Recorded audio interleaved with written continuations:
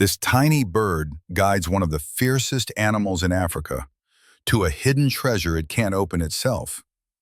Deep in the African wilderness, a tiny bird has mastered the art of teamwork in the wild. The honeyguide isn't just any bird.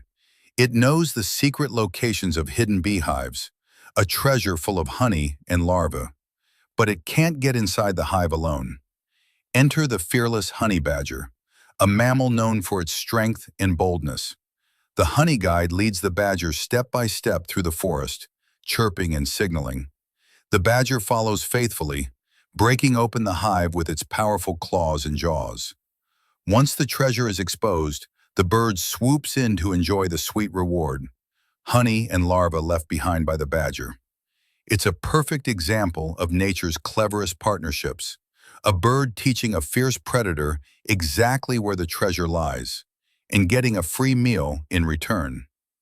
In the wild, survival is about smarts as much as strength, and this unusual duo proves it in the most astonishing way.